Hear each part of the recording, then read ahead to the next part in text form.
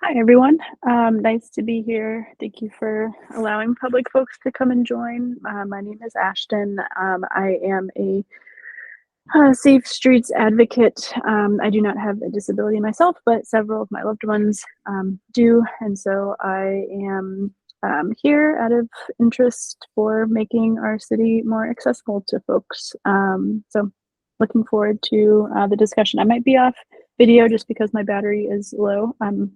But I will definitely be participating when I can. Thanks. Perfect. Great. And I think we can, everybody knows each other, so we could probably just dive right in. The main topic for today's agenda is preparing for the meeting with the director. Or actually, before that, we've got, so Neha can you just give a quick update about the potential for a hybrid meeting for next month? So the DC Public Library, the MLK Library, I've requested it to be in use from 5 to 7 on the date of our next meeting. So it's confirmed. I got a confirmation last week. So I will follow up just to confirm the details, and I will be there myself to just ensure good flow if everyone wants to come join me. Yep, and I'll be there too. So yeah, this is kind of be a nice test of a hybrid modality. We'll have the same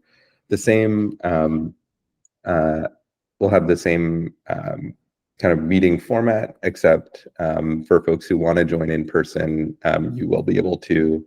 The MLK Library's second floor, there's an accessibility section, and there's actually an accessibility meeting room where we'll have folks. I've met them. They're fantastic. And I think that could be a good introduction to some neat services for folks as well. So yeah, totally optional if folks want to join in person. But we'll maintain the same link for anyone else. Heidi, hello. Welcome. Hey, I'm welcome. To be here. Just a quick comment though. You guys changed to Google Meet, which I think is horrible. It took me a long time to get in. Right. But second, nobody we went to all that work to Thomas have all the meetings on his calendar with the others, and nobody did anything about that. So he can't. So we have to do all that again. So Thomas, so I was in touch with both Thomas and I think Susan. And Thomas was able to join, I think, right, 2 but meetings. you changed the platform card things. He was able to join the Google Meet. So we've been on Google Meet for the past 8 meetings, I think. So he was able to join a Google meeting. No, I saw one. I don't think that's true. And it isn't. We'll have to talk offline because I don't believe that's true. It was only the last 2 or 3 meetings that I saw it was on Google Meet. So it's definitely, so we've been on Google Meet for a while. Why did you change? Because we don't have a blind. I mean, is this an accessible platform? We didn't think it was for screen readers. It is. So it is for screen readers. I've actually been in touch with Google's accessibility team. But yeah, and it's also it's nice because it integrates nicely with the rest of the Google suite, like for Google Docs and Google Sheets. I use actually Google Docs with a screen reader. But yeah, there is a kind of it is slightly different from Zoom though. But welcome to the meeting. Okay, let's double check though, because I'll get back with him and see what he had and go from there. Thank you. Yeah, totally. And Peter, welcome. Welcome to this month's meeting of the MAAC. Yes, thank you for putting that in the chat. 205B is the accessibility room. So I think we've got quorum and we're kind of ready to go. If we can, yeah, and kind of we had talked about potential secondary modality for April's meeting. So we'll send out an invite with both the room location and then also the kind of the same maacdc.link/meeting link for this for April, and I think that will be good. They do permit water in that meeting, but I think so. Zach, any word on whether we can is there it would be good to be able to provide bottled water for folks? Is that we're sure that we can't do that? Yeah. So right now we have to defer to the OCFO. So Larry said no. I have a call into our general counsel to find out whether or not we can purchase food and water. He did get back to me, but I have to meet with him to really discuss what he said. Cool. That's great. Yeah, I think I don't think we actually can't even have food. I think it's just water. I think would be good. One more time. Actually, if you go in person, that's perfect for Thomas and me. So Totally. Yeah, that's what I would love. That'll solve that whole problem. Totally. That's why I think. Awesome. Yeah, and it's like the DC MLK library is also nice because it is at the confluence of every metro line. Like it's a block away from every single metro line, so it's very central. And they're very nice there, and yeah, it's a good place. So my hope is that kind of once we can just start doing that, and for me, it's actually very nice to be in person, and maybe we can just kind of continue to do that. Kind of we'll see how it goes. We'll see how it goes on in April. Yeah. Oh, go ahead, Naomi. You feel free to always unmute yourself. But unable to get there until closer to 6. That's actually another thing too. Like once we have, MODA has promised that they would. I've called Uno. I don't know. Probably Heidi. For everyone who doesn't know, is a former MAAC chair and has had struggles with MODA. And I've called many times to try to get just making quorum. I think was a big success this time. But my hope is that once we get 1 or 2 more people, then we can revisit potentially changing the meeting time so that it works for everybody's schedule. But yeah, I hear you, Naomi. So if we do it in person, that you'd be, or if you were to come in person, you'd come in late. So I think hopefully we'll have a new member by April. We'll see. They've promised that they're going to kind of redouble their recruiting efforts. So we'll see. But yeah, we can revisit that conversation about potentially moving this from 5:30 to 6, for example. Cool. Any other kind of housekeeping items that folks want to bring up before we jump into our main topic of conversation, which is preparing for the director, the DDOT director, who is coming to our April meeting and will basically come up with a list of questions.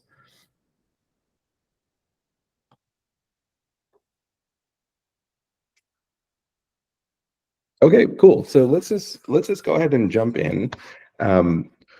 So yeah, I have kind of a set of questions that I would love to float, but before that, I think it would be great to kind of hear folks' ideas about kind of what you'd like to hear. This is kind of an opportunity for us to kind of express our interest in exploring particular topics. Like this is also kind of a priority. Expressing, hey, these are the things that we really care about, and this is kind of what we want to see action on. We just lost Kelly. My guess is that she'll hop back on. But yeah, kind of open floor for folks.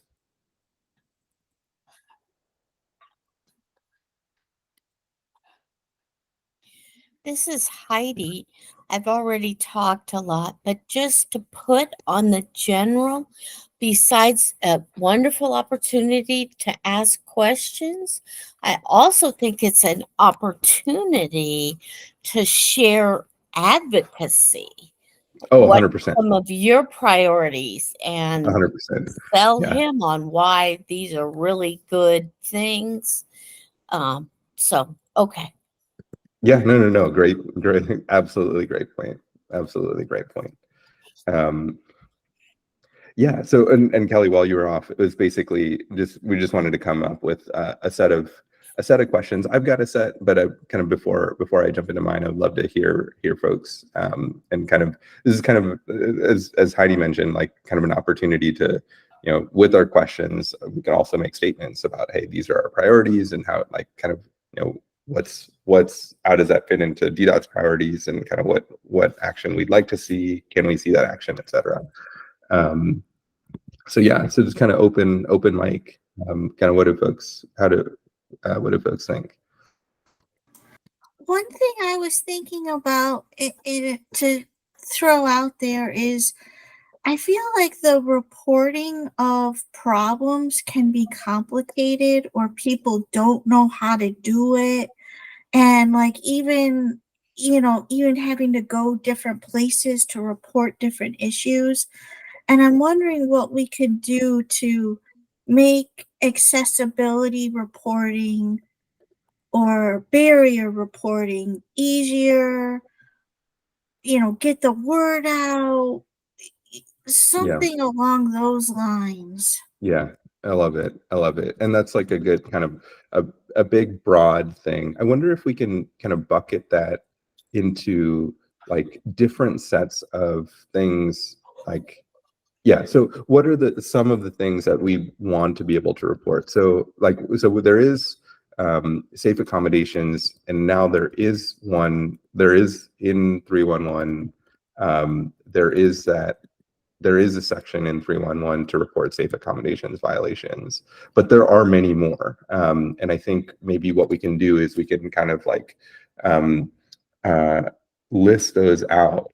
And yeah, and I think that would be great. Yeah, and so maybe we can just spend a minute or two just kind of listing out, besides safe accommodations during construction, what else? Yeah, construction, I would just say, I think it used to there were people that had that job, and it was a lot easier, and it just isn't anymore. And I just think construction, how can they ensure enforcement and evaluation is happening around those kind of places? Because it's definitely a problem. And one I had a few months ago over by Nationals Park, it was on a Saturday. And I tried calling 311, and there really isn't anybody. So that's another, issue that we might include as how can there be, especially if it's a dangerous situation, they get a response timely. Yep. Do you know is there a service level agreement on the 311? Because I know like they'll respond within X number of hours. Zach, do you know if there is one? I know there is one with safe accommodations, but I don't know off the top of my head what that number is. Yeah. But I think we should definitely bring up on weekdays and evenings, because this is could be definitely problematic. So safe accommodations during construction, also on weekdays and evenings. What else? Ashton, you've got your hand up.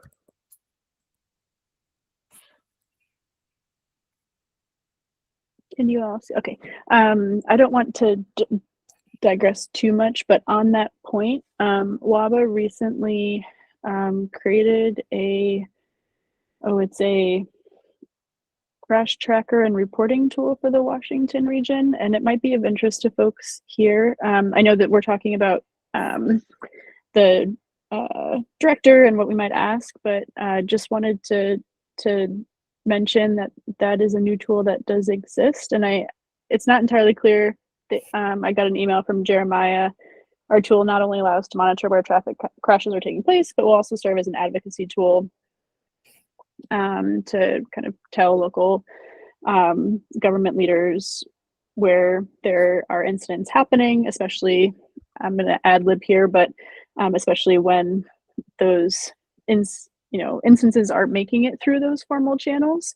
And there is even, who is affected is one of the required questions, and there's a specific checkbox for a person with a disability. So it seems like they're trying to pay particular attention to folks who are being impacted by unsafe intersections or by other issues. So again, I don't want to take us too far off track, but maybe this is just something in the meantime. If there are issues with reporting, this could be something to pull in, and or maybe it'd be helpful to chat with Jeremiah at some point to see if there's a way to integrate concerns from the constituents that the MAAC represents to make it a little bit more inclusive. But I will I'll be quiet now. That's a great call out.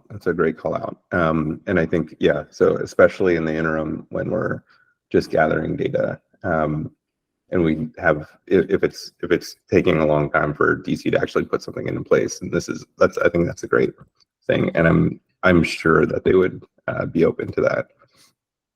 Nice, that's great. I've also got other kind of problems with accessibility that we would want to report.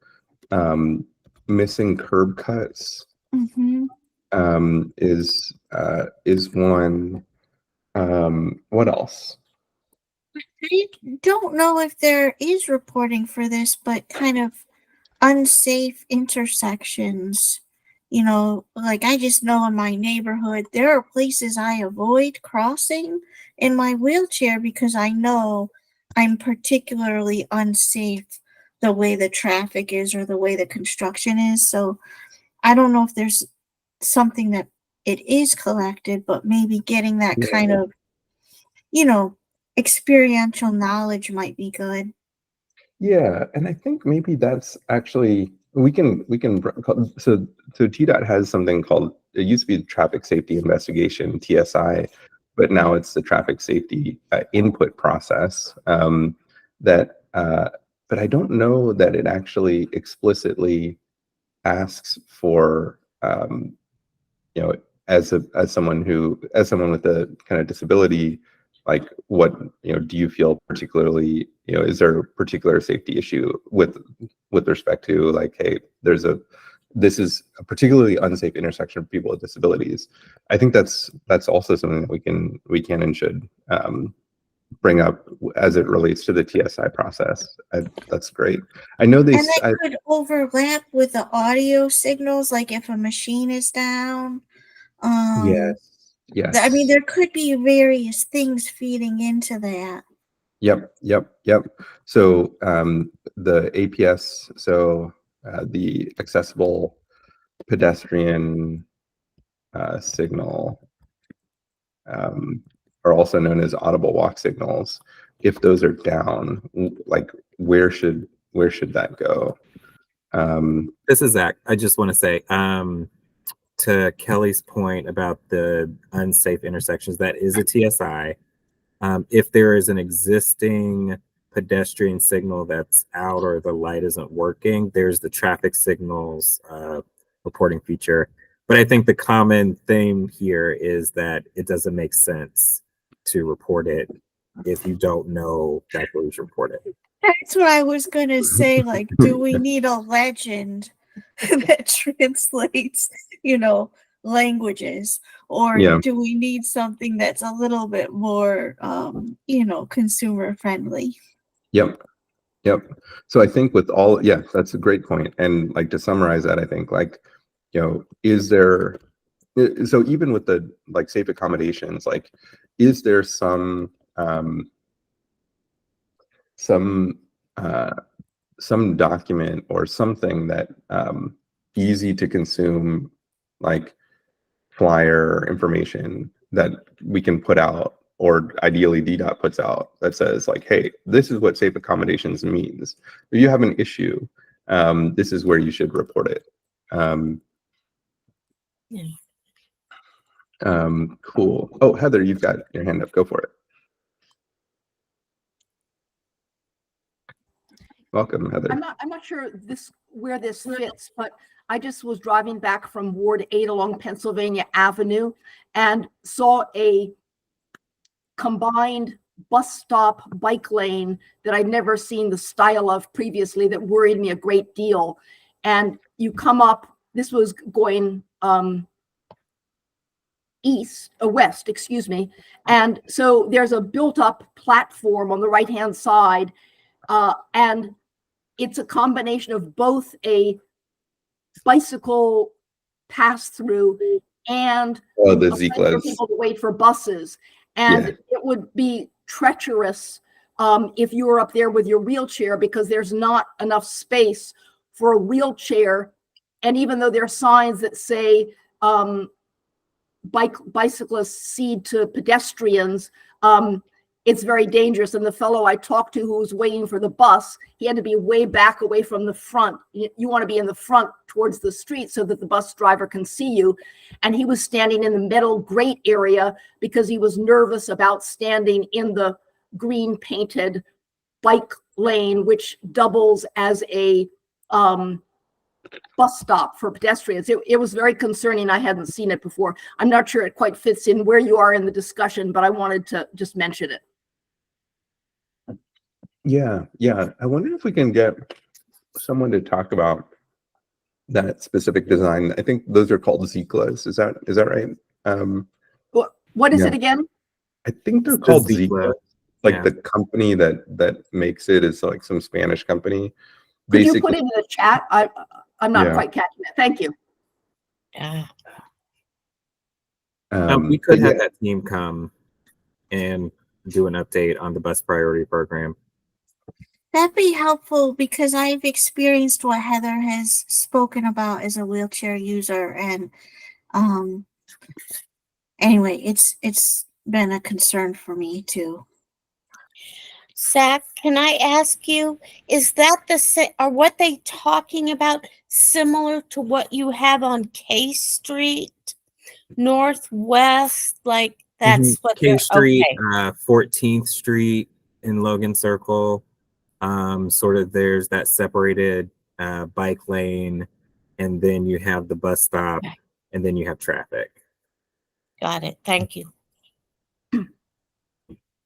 Which I think is different from what I'm describing. What I'm describing is this lane is right next to the sidewalk, and to its, and then there's the red stripe for the bus approaching, but it's physically an area that's shared by both the pedestrians, those who use wheelchairs, and cyclists who are coming on right straight through the place where you're standing and waiting for the bus, which is a different design than down on K Street and other places. Well, Heather, if you could send me the location where you were, I think that would help. I'm happy. I could send you pictures right now. I took pictures. Oh yeah, that's great. Yeah, that's great. better. Yeah. Cool. Nice. Any other things that we would want to include in this like accessibility issue reporting topic? Am I correct to assume that DDOT doesn't do much about maintaining bus stops? Would that be under like the Metro agency, or is that under DDOT? DDOT does have they do bus shelters. So yeah, that's definitely like. Well, MAAC is in charge of any on their property. So all the ones at metro stations and stuff, those they're responsible for. But if it's not on metro property, then it's DDOT's. Okay. Well, like over the weekend, it was really rainy on Saturday, and I needed the bus, and I was kind of disappointed that there wasn't a bus shelter because I use a wheelchair, and it's really bad for me to be out in rain. And I guess this is something to bring up, like talking about is there a plan to add more bus shelters? Why doesn't every stop have one? Yeah, there is, like, we actually I think I talked to the person there's a contract with Clear Channel. They do the advertisements on the bus. It's like at some point, like, someone decided that was like the Clear Channel is going to be the ones who decide where they go. But I think that contract is up for renegotiation like now-ish. So there is, like, obviously, like, inequitable placement of bus shelters, and we should have bus shelters everywhere, just so that people who ride the bus don't need to wait in the rain. So yes, amen to that.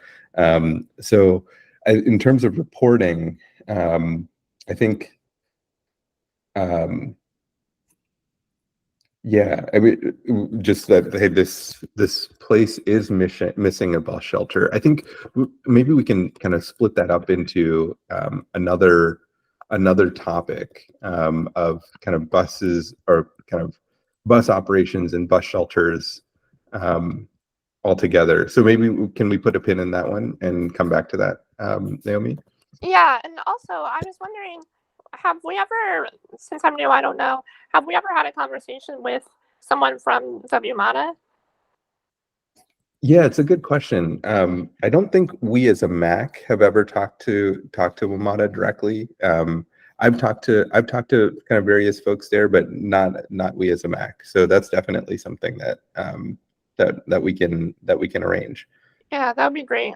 Because I think there's a lot to talk about with the metro and the bus, and it seems like the new leadership with Randy Clark and everyone else seems pretty receptive to hearing from people. Totally. They do have a rider advisory council, and that actually would be great to, like, if we have. They have an accessibility one specifically. I've been on it before. The Even place better. to talk that's the first 3 Mondays of the month. Even better. There is a specific, the WMATA Accessibility Advisory Committee, and it's similar like this. So they have people come from WMATA and present. But I do like the idea of bringing someone from WMATA here. Christian Blake, he used to attend the meetings when I was chairing, and he's over all ADA program and planning, any accessibility, metro access, and all that.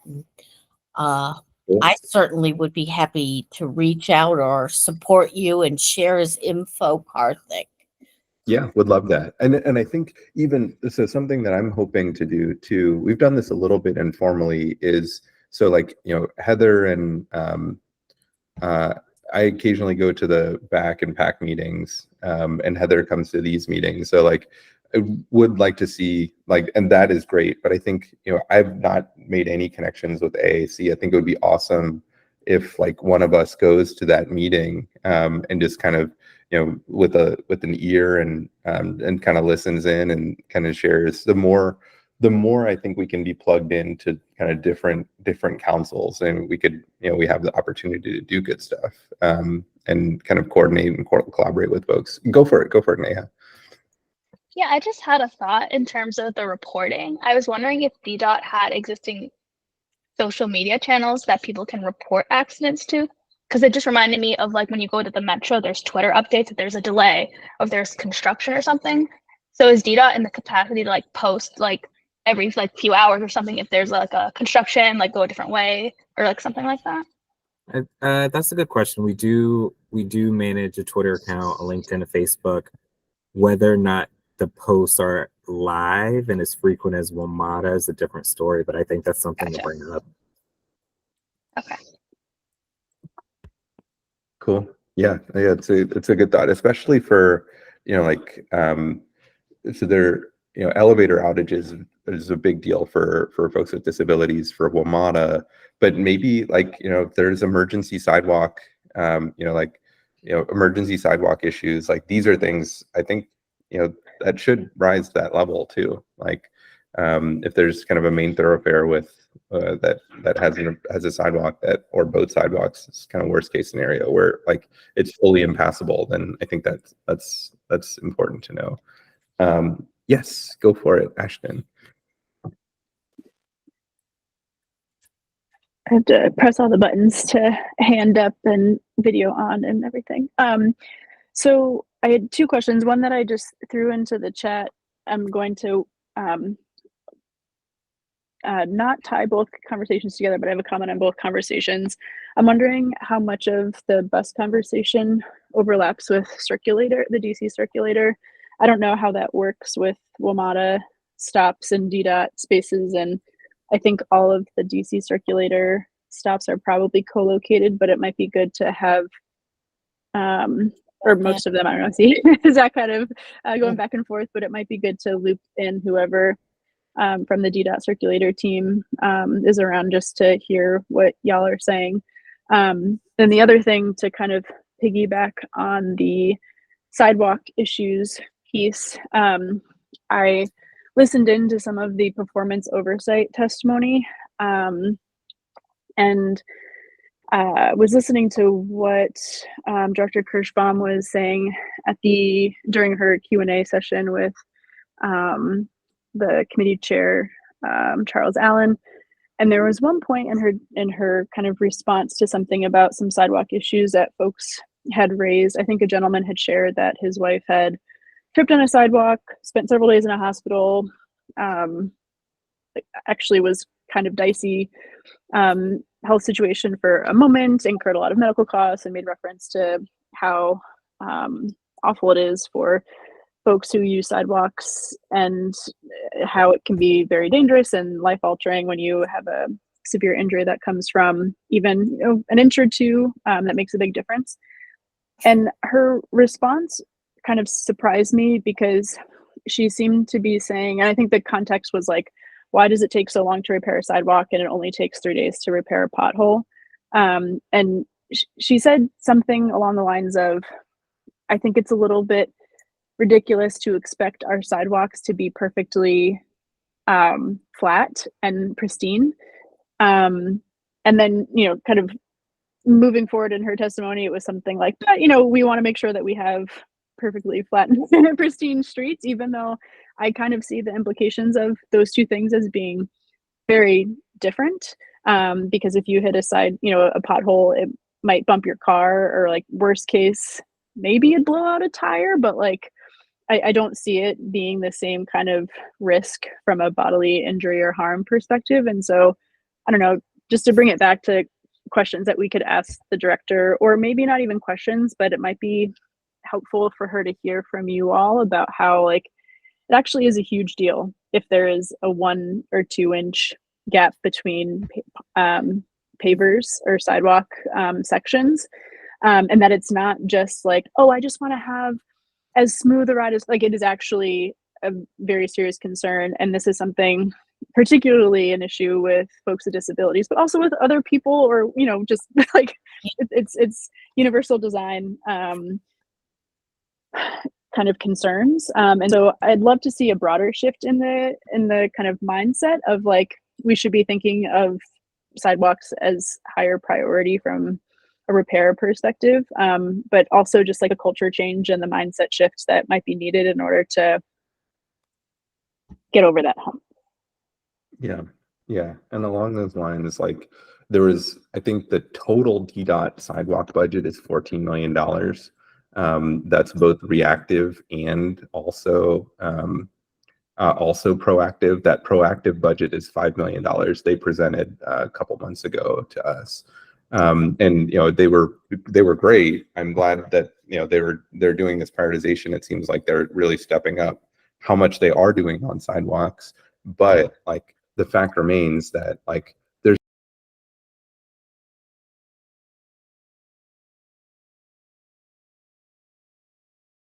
seriously they take sidewalks, and given the fact that, again, like we keep bringing this back to the statistic that, people with disabilities are twice as likely to not own a car or live in zero car households. Like sidewalks are like the way that we get around. And like it is super important. It is super important to treat this seriously. So I think bringing up that comment, I think will be good. And then also, just the kind of the dollar disparity is something that I want to bring up. Of hey, like, we'll spend $14 million on a single capital project for a road, like, a single road improvement project, or like adding lanes or whatever, like, but we're spending $14 million on the entire program for the entire year, and I think that's problematic. Cool. Heather has a hand up, and she Oh, might go for it. Good. know Yeah, go more for it. about this. There used to be go for an it. amount. If it was, they wouldn't fix it till it was 1.5 inches.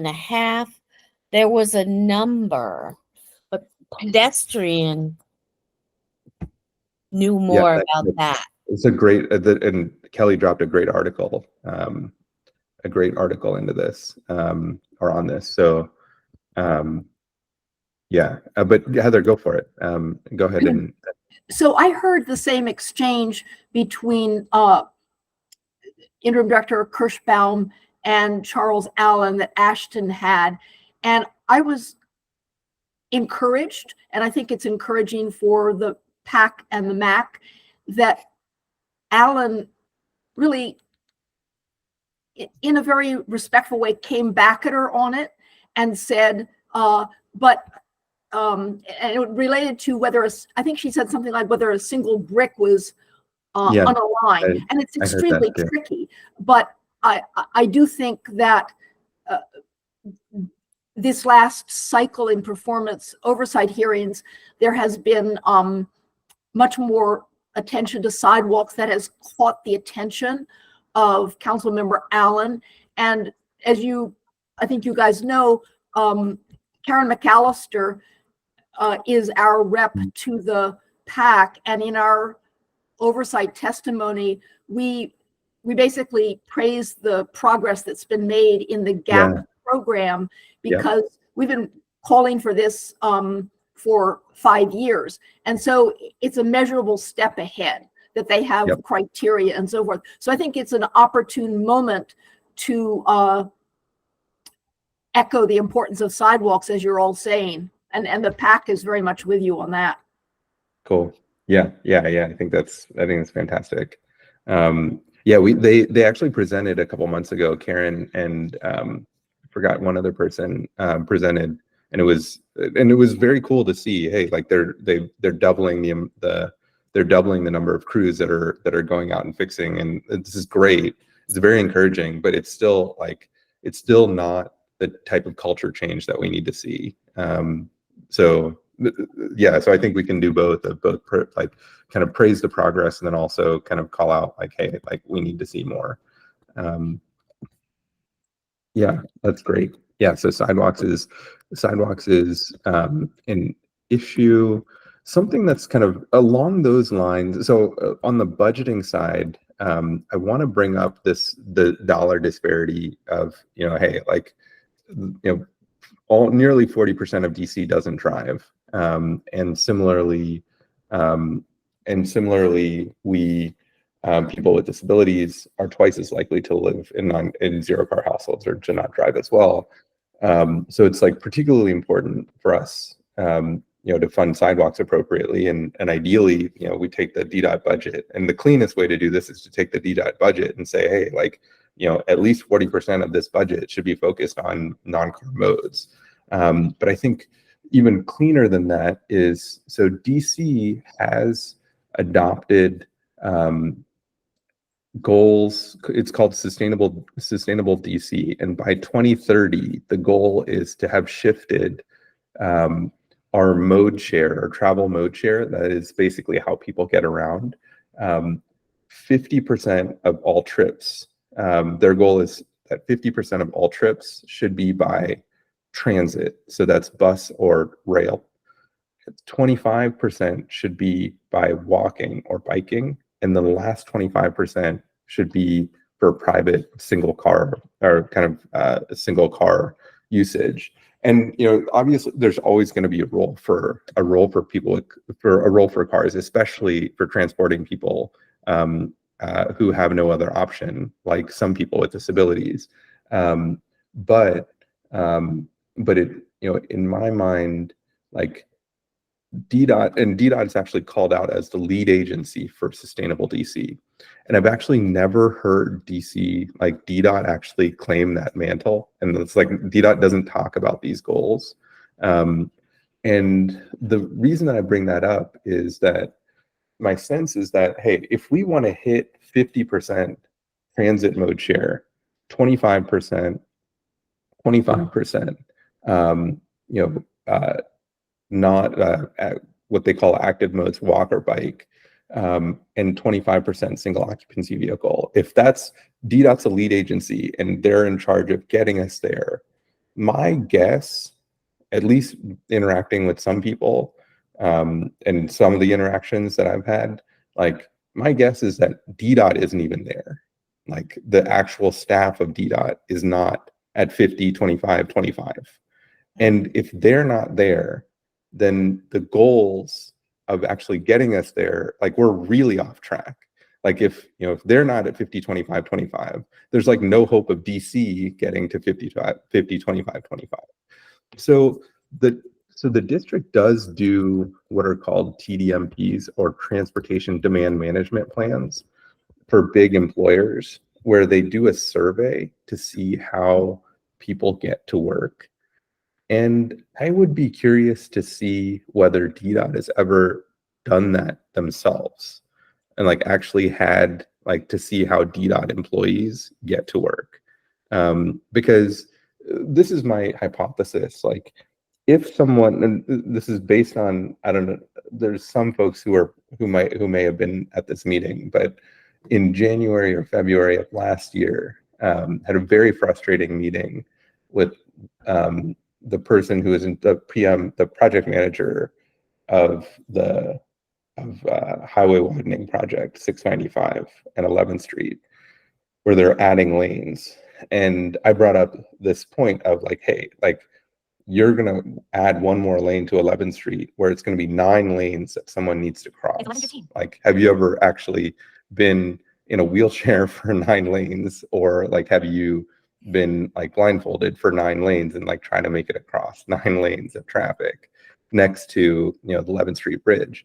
And like that got me thinking, is like I'm pretty sure that person, or just like someone, that wouldn't occur to someone to be a problem unless you actually have like lived that experience, like if you walk in that space. And basically, like my worry is that we're spending, like some of the people who are in charge of these projects are not, they don't live here, and they don't actually walk / take transit / like they don't know that experience. And that's my worry. So like that's actually one of the biggest things that I want to ask the director is just like, hey, like like DDOT's a lead agency to get to 55 or 50, 25, 25. And the sustainable DC goals might as well also be called equity goals, because we rely on the bus, we rely on sidewalks, like and we rely on rail. So like when you make that better for the environment, you make it better for everybody. And if the people who are in charge of spending DDOT's money or taxpayers' money like don't live here and also are kind of in a car-centric mindset, then that's problematic. They're going to like basically green light these like crazy projects that like really don't take into account people with disabilities at all. So I want to, this is like kind of one of the biggest things I want to bring up is just like, okay, if we as a city want to get to 50, 50, 25, 25, what is DDOT at from its own demand surveys? And what is our plan to get there? At least the top leadership of DDOT, like we want to make sure the top leadership, the people who are making decisions, are people who are taking the bus, people who are walking, and also live here. Like that's the ideal case. Or even if they don't live here, at least they're taking the bus. Like you need to be taking the bus if you are making these decisions. So this is one of the big things that I wanted to bring up. But Heidi, go for it. You've got your hand up. I was just gonna say, and I dovetails into this at some point for part of what you asked that director, because I've been very involved more recently at WMATA's advisory committee, and we've all heard all about these cuts, and so much money was brought in, but you know, there are still going to be major changes, and that budget will be revealed in April. But I think there's that.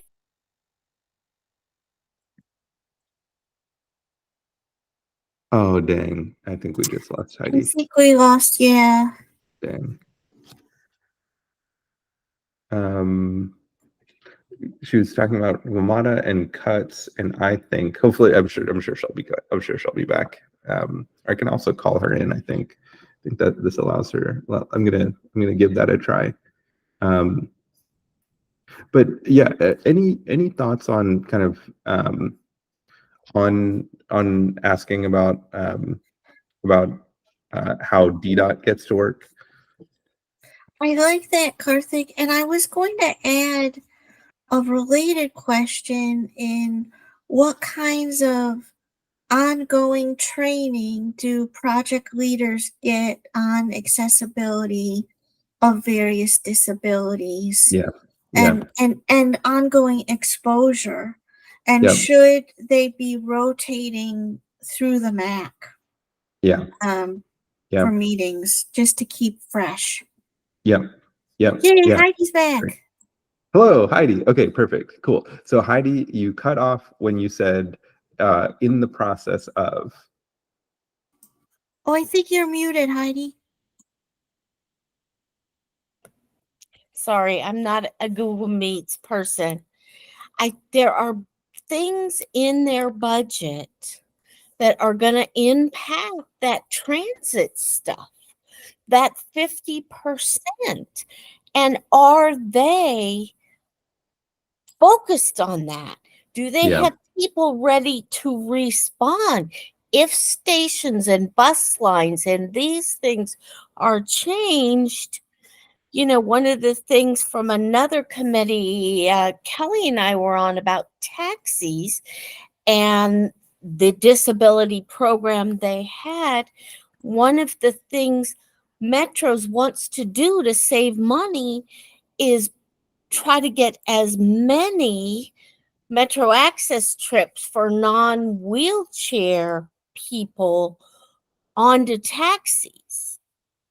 How's that gonna? Because it's not multiple people in a vehicle. So is that gonna bring more traffic? I mean, I just think it's important for them to be thinking about, okay, when these changes come, what, if anything, do we need to do to respond, especially if transit is the goal for 50%? Yeah. Great question. So shifting. So actually, Neha, can you put a document? So I'm taking notes, but if you can also so we need to come up with these questions and submit them by March 22nd. So Neha, if you can make a document that kind of captures our discussions and then circulate it to the members, and then we can kind of add to it and subtract or add or edit through the 22nd, and we'll just submit it by then. Does that work? Cool. Thank you. Yeah. Great point. Cool. Other things that folks want to bring up.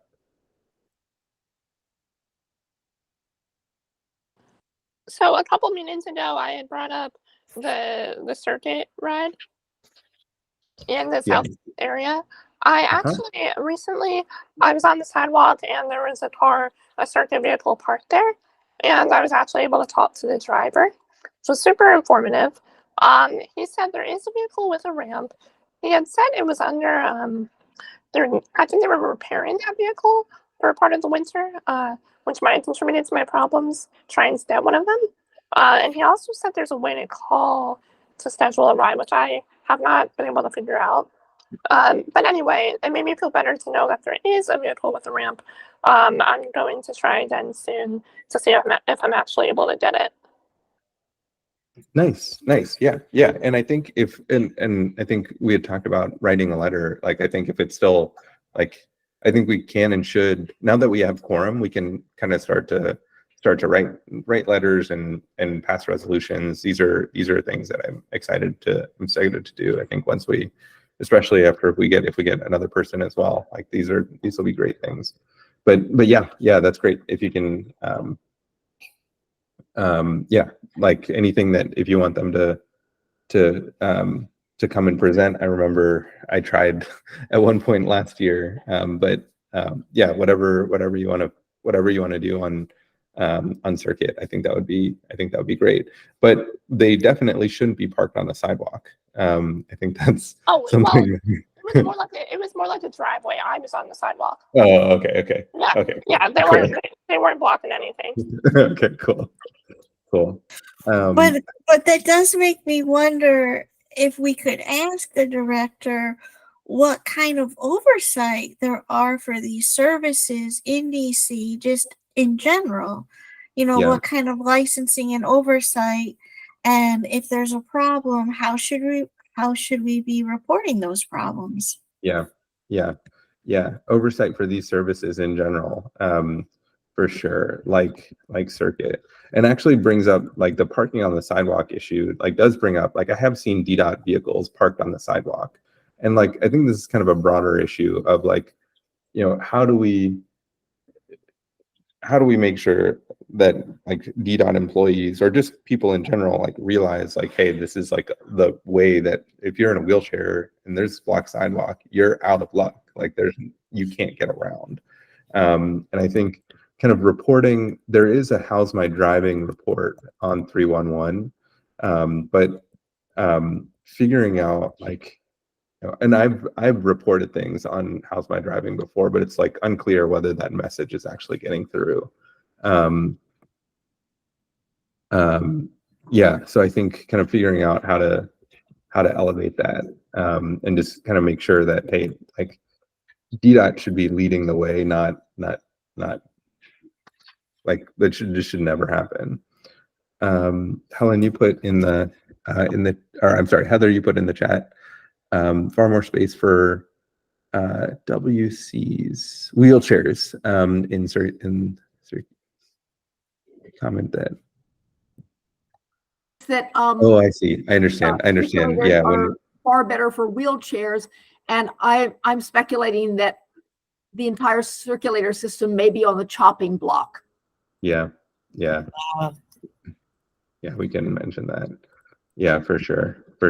Is there anything confirmed about what's in the budget?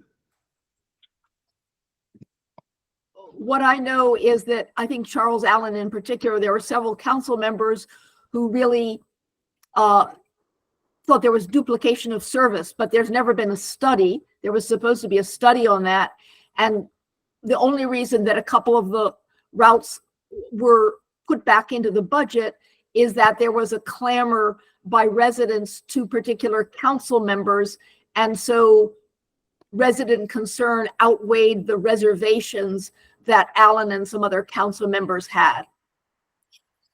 Got it. Yeah. And this is especially important. I was just over in the Ward 7 Senior Wellness Center, and they're asking, all the work that went into the return of the circulator to Ward 7, and they really need it there. Yeah. So basically, like if there's no study, I think that's crazy that there's like no study on whether or not there's duplication. and but then with this, and also like kind of with an eye on wheelchair capacity, because I think does anyone know, like, is there more room? So on MAACDC buses, there's capacity for Two. The two circulator full-time. does much better. Yeah, This has been one of my, and it would be a positive to share with the director. There is only capacity for 2 on Metro, and some of the circulator buses. And one of the issues that has impacted even those 2 spaces, Randy Clark said now open wheelchairs can be transported in buses, and the only space for that is a wheelchair space. And so sometimes wheelchair people are being denied access to get on the bus. I think you meant open strollers. What did I say? I'm sorry, that is what I meant. I apologize. Baby strollers. But what I have, in response to that, there are circulators where there's 6 different places, so that the circulator accommodates baby strollers, people with shopping carts. They can have the seats down, but they have many more that can be. And that's a drum I've been beating for a while. That is a problem on Metro. Yeah. FYI. Yeah. And I think we would really benefit from like an actual study of like, okay, when, especially on certain routes, like maybe it makes sense to like run special buses or buses with kind of, like a better configuration for, if these are heavily used by wheelchair users, like we should, I think that there's like, it's just a data question of like, hey, like if we know that there are going to be lots of wheelchair users that ride this bus, like we should prepare for that. I think that's like this is a solvable problem. Cool. That is great. Other questions that, so I've got a few more, but I want to make space for other folks first before I talk about the other ones that I had. Hey, this is Adrian. Adrian, So I was running a little bit late. I had some things I need to take care of, but I'm Adrian. I'm a federal civil rights attorney, and I joined because of sidewalk scooter issues. And so I was just wondering, are there any updates on anybody doing anything about that?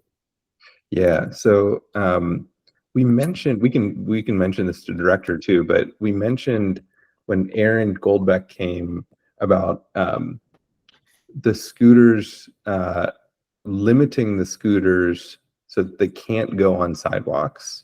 At least the ones that are shared through the personally owned scooters, I don't know that we'd be able to do anything, but I think during the permit process, the next permitting process, when they have all of the different scooters, the scooter companies apply for permits.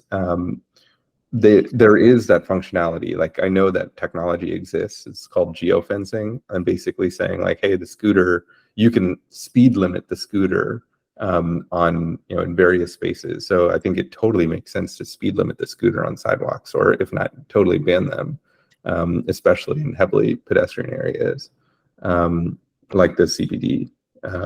So I think Aaron seemed to be very receptive to that, and I think raising that with the director, I think is a great. We should definitely do that as well. Okay, when is that? Director meeting is in April, so you should definitely come. Okay. You should is it definitely come. Is it going to be online or like a telemeeting or something? Yeah, so this one will be hybrid. So you can still join online, but there will also be a in-person option, and it will be it's at the DC Central Library, the Martin Luther King Library, on the 2nd floor. Room 205B. If it'll be in the invite, the calendar invite. Okay. But you can do either one. Okay. Yeah. Cool. Yeah, we can definitely ask about scooters.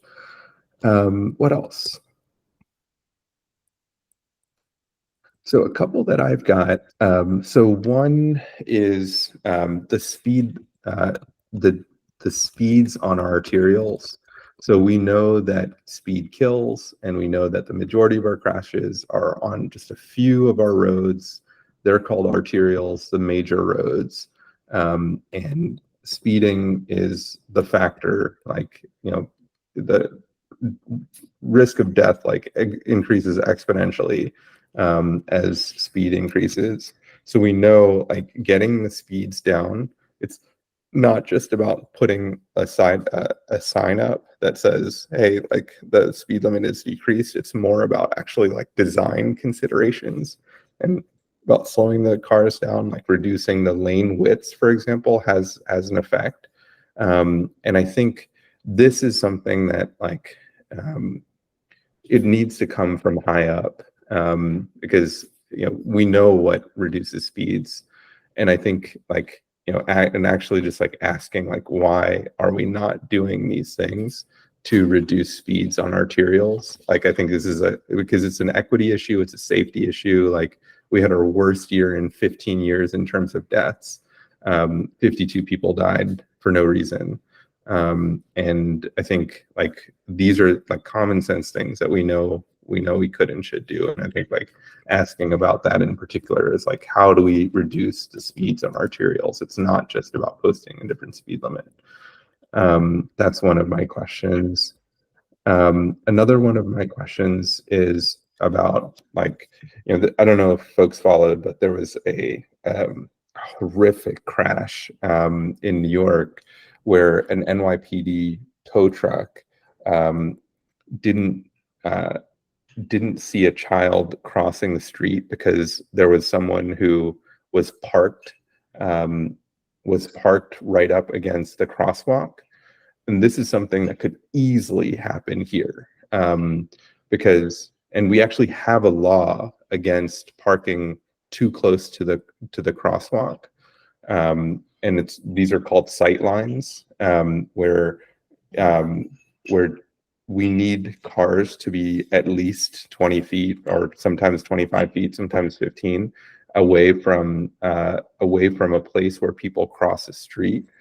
And sometimes even like the signs indicate like where DDOT is actually legalized parking is illegal in the code, like illegal in the like our actual DC law. And you know, like this seems crazy to me that we would allow parking, or we have a sign that allows parking that is technically illegal, and like this law is in place to safeguard pedestrians. So like if someone is parked too close to an intersection or a crosswalk, then like someone crossing the street will not be seen by a car in time, especially people who are lower to the ground. So wheelchair users lower to the ground, like, and if you're lower to the ground and people are driving bigger and bigger cars, like this is like a recipe for like horrific situation. We saw that like that happened in New York. This like 5-year-old kid like just crushed by this NYPD tow truck. And I think like we know that's like a disaster waiting to happen. And I think when what NYPD did, or I'm sorry, what New York DOT did, was they took a systematic approach to daylighting, to identifying all of these places where it is unsafe, where parking was unsafe. And they're starting to clear all of that. And they're starting to do what's called hardened daylight infrastructure, where they actually put things in the road so that people can't actually park there. So that there is a sight line. And like there's another city in New Jersey called Hoboken, and they were very successful in doing this. And I think a very bare bones thing that I want to ask the director is like, you know, we know that daylighting is mandated in the law. Like we know that it keeps people safe. Like, why aren't we doing it? So that's like, and you know, what is the process for actually getting this thing done? Because I've put in TSI requests for places where it's like clearly illegal, for parking, and where someone is going to get hurt or killed, and these just sit in the queue. So like, I think we need a better process for actually like getting daylighting done. I don't know if this is related, but I've been very impressed by what DDOT has done to protect line of sight. For example, in Adams Morgan and many other places, they put in the flex posts. The problem is that many people don't understand why they're there. They have no idea about the line of sight issue. And sometimes it's prompted by tragedy. And right off 18th and Columbia, Nina Larson was killed, dragged under a car, and that had to do with line of sight. So I wrote a letter to 4 or 5 people in DDOT commending them for what they've done in this neighborhood and others with the flex posts. But you know, we don't have local media now that's covering transportation, and so there are lots of ways for residents to know what this is all about. Yeah. So I think so there's actually like 2 things. So like, one, like I want to ask about daylighting in particular, and you know, like actually getting it done. But then the second thing that you're bringing up, Heather, which I think is great, is like we need to be better about communicating like why things are happening. So like, you know, maybe it's a QR code or like a sign or something that says, hey, like, the reason why this parking spot is now no longer available for you to park in is because it's super dangerous. And by eliminating this, like, we can save a life. So yeah, the communication of why, I think it's like really important. That's a great comment. Yeah. Any comments on that or other things? I've got one more question that I wanted to ask, that I had, but I wanted to, I definitely want to make space for other folks.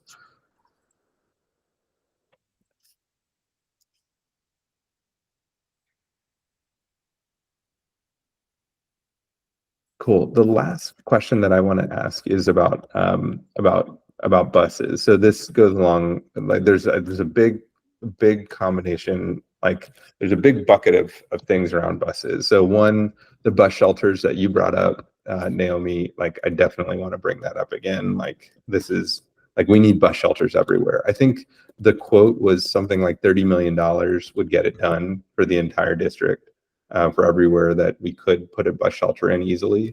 Like, we should get it done. Like this is something that is a solvable problem.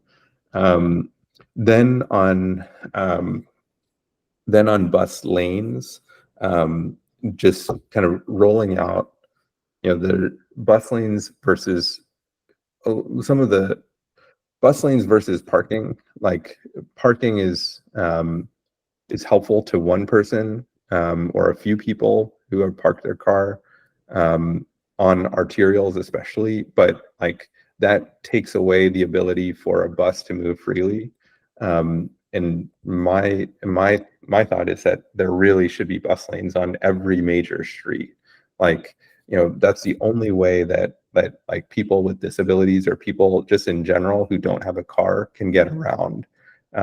I've done a little bit of research on this concept of, you know, a transit penalty. So basically, like, if you put into Google Maps, like, okay, from here to, like, from your home to your work, or from your home to some other place, like, this is how long it takes in a car, and this is how long it takes on the bus.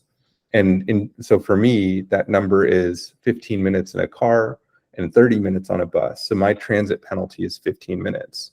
And that is basically how much worse off I am because I don't own a car. And I think that number should be down to 0. I think that, like, that is what equity in my mind looks like. And I think we should we should be really targeting that, especially if we want more people who do have cars to choose the bus. Like, we really need to figure out how to get that number down to 0. This penalty, this time penalty, and part of that is around making bus lanes everywhere, because, and this kind of connects also, and kind of why we can't get bus lanes on every arterial road in DC. I think that like really makes sense, because it also turns out, for efficiency's sake, like a bus lane is many times more efficient in terms of moving people than moving cars, or moving people versus moving people in cars. Like, moving people in a bus, a lane that's dedicated to buses moving people is way more effective at moving people than a lane that's dedicated to moving people in cars. So that is kind of one part of this bus question that I wanted to ask. And then, this connects to evacuation. If we have an evacuation, we're basically going to clog up all of our streets with cars. And the people that are in cars, the people that own cars, are going to be the ones that make it out. And the people who don't have cars are going to be the ones that are stuck in buses, if they can even get the bus. And that is a nightmarish scenario. So I think there's like an equity case, an accessibility case to be made, also in this special circumstance of evacuation, that I wanted to bring up. Again, like another reason why we have another reason to be talking about bus lanes everywhere. So yeah, those are my questions that I wanted to ask. But yeah, any thoughts on either that or other questions that folks want to ask?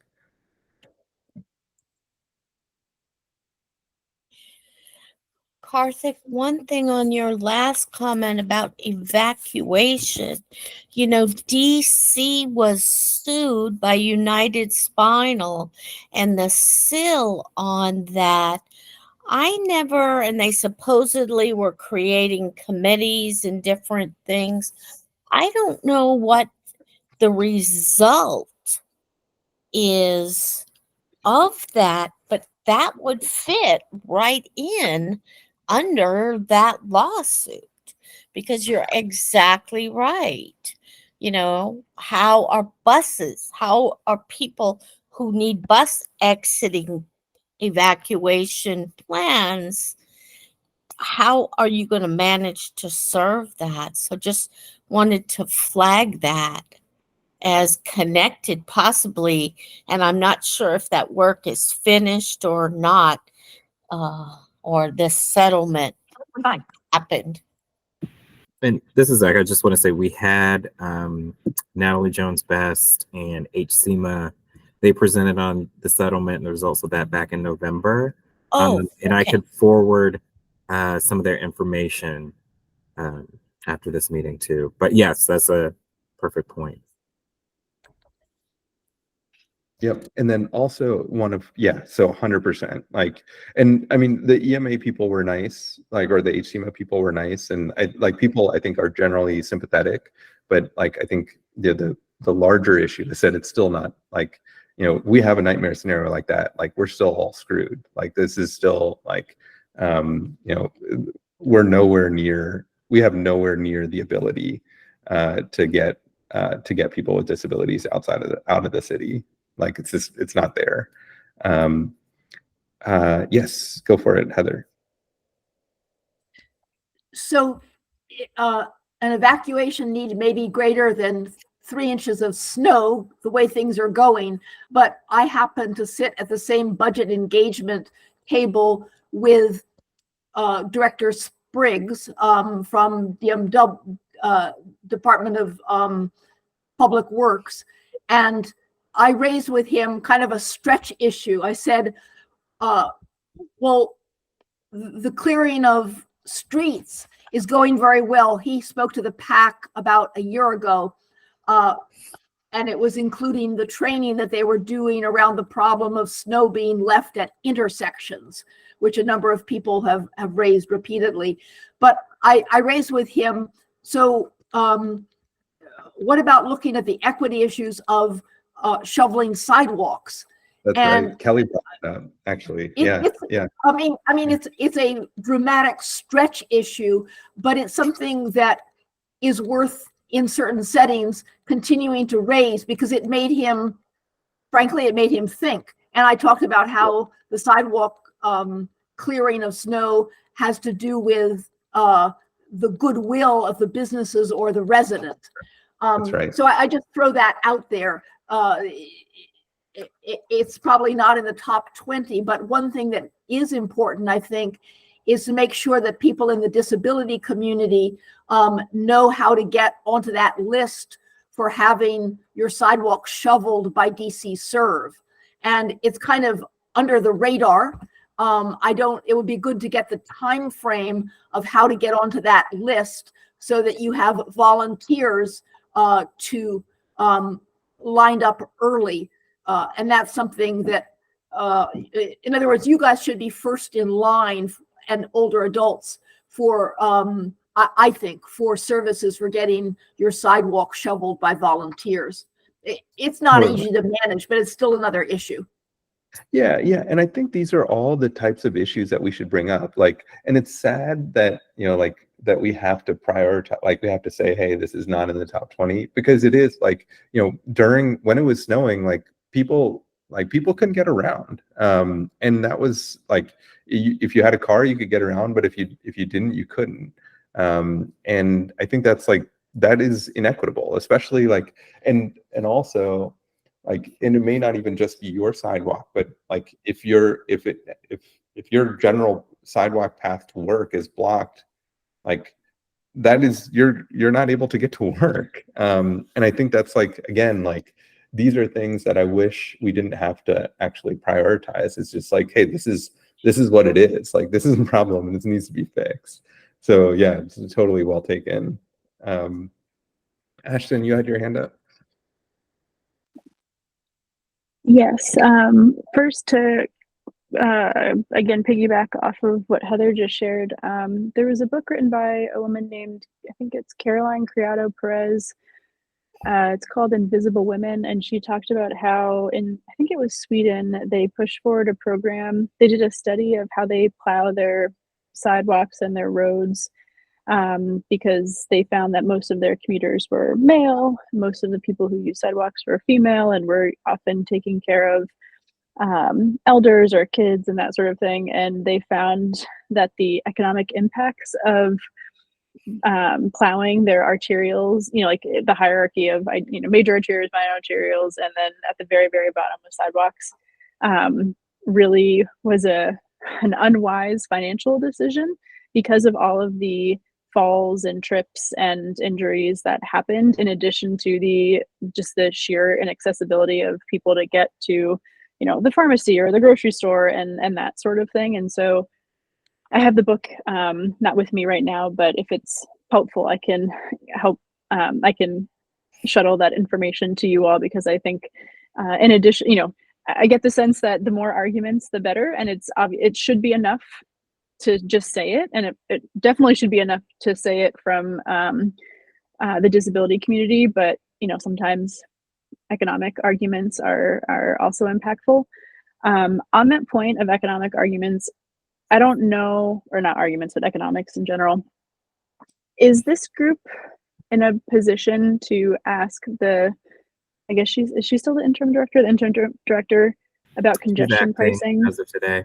Oh, she's acting? Okay. Oh, as of today? Okay, cool. Thanks. About the congestion pricing study. Yeah, I think we can ask anything. Okay. Yeah, I mean, I think that's a fair question, especially for people who like don't live in the city, who like, come in and like make us less safe. Like, I think it's totally a fair question. And to plug streets and, all the things that, you all have been talking about from an accessibility standpoint. Yeah. It's a fair question. There was a study that was done on road pricing a couple years ago, I think, and it just hasn't been released. I know it was paid for and it was done, but it hasn't been released. And I think that's a totally fair question about releasing that report.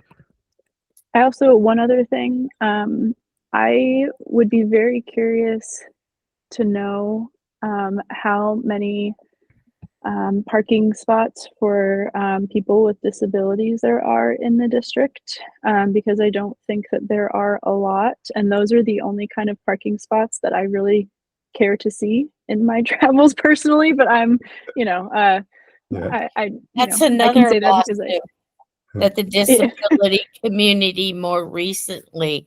And Zachary, has that one been resolved? They sued DDOT for that exact thing. I'm sorry, accessibility parking. Yes. I'm not sure what the question is. Is there the number of spaces? I don't know. No, the question only is the disability community feels like there were not, and not in so many places that there was none, and there was a lawsuit. It was also coming out of the SIL. Do you know if that's been settled? I don't know the specifics of the lawsuit. I can say that, of course, we still have our reserved residential parking permits for persons with disabilities. We are doing actually doing pilots this time of accessible parking spots in front of multi-family housing units. But to the specifics of that lawsuit, I'd have to find out.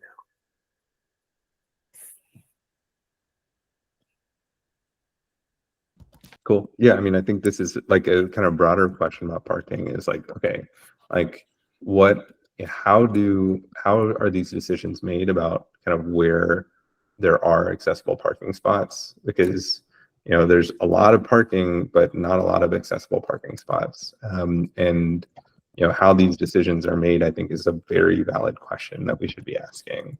And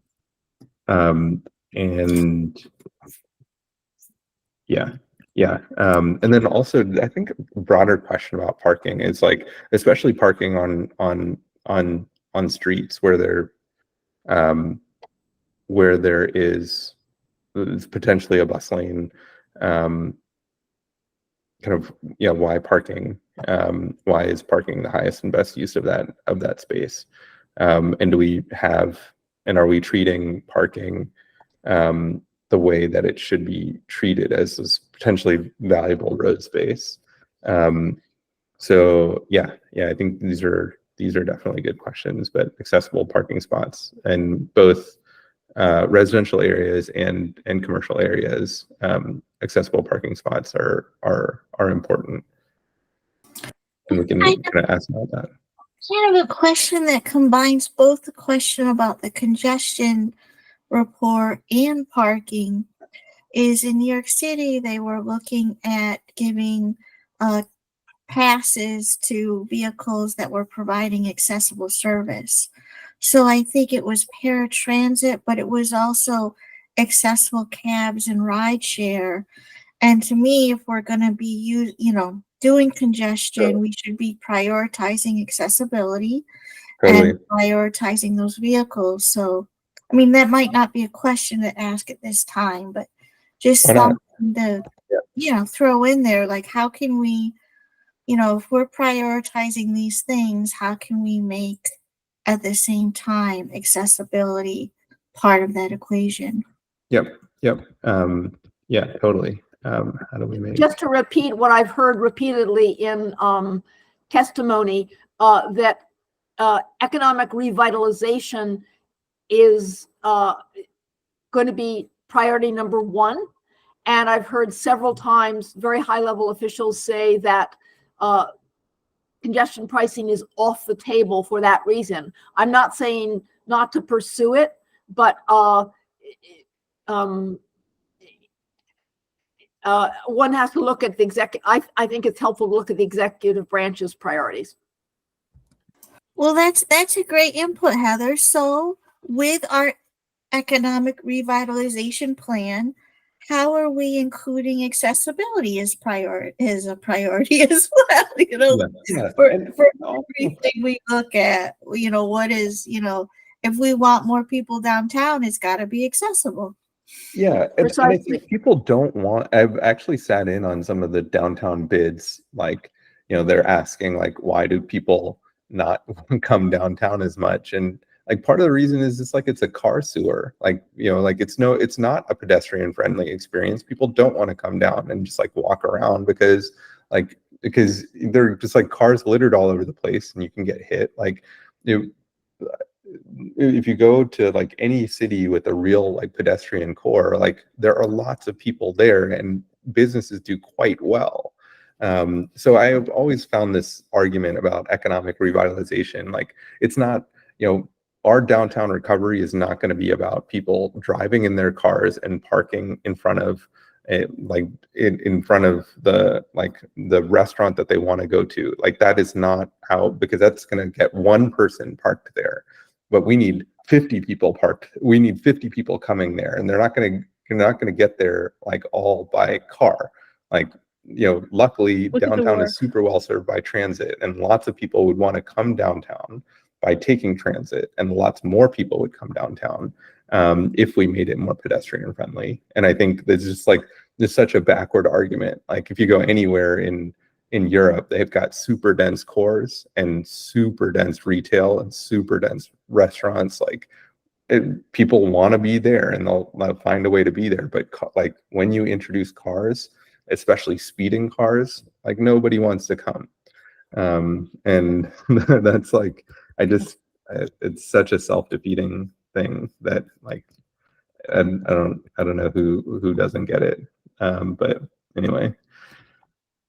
Neither here nor there, but yeah. But I think, you know, we definitely added to the list about road pricing. We'll probably know the answer to what they're going to say, but I think it's worth bringing up, and also like how it intersects with that accessibility and people serving accessible service or doing accessible services, as Kelly mentioned. Yeah, definitely. Cool. Anything else?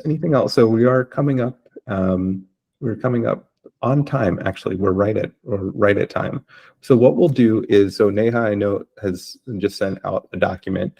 So if folks can just take a look at that document, add, edit, subtract, and then basically we'll just take the March 22nd version and we'll send it to, or we'll just send the link to Zach. And then you can take that document and then give it to whoever needs it. And then come April, we can have a good discussion. Cool. Okay, great. Well, thanks everyone for joining the March meeting of the MAAC. And so we can officially convene, we can officially recess. Is that the right word? Yes, adjourn is the right word. And we will reconvene on April. Neha will send out the invite to everyone. And remember, this one will be hybrid. So if you can make it downtown, great. But if you can't, no worries. Just join with the same link. Thanks so much. Take care. Great Cool. job. Thanks, everyone. Great job. Thank All right, you. take care, everyone. All right.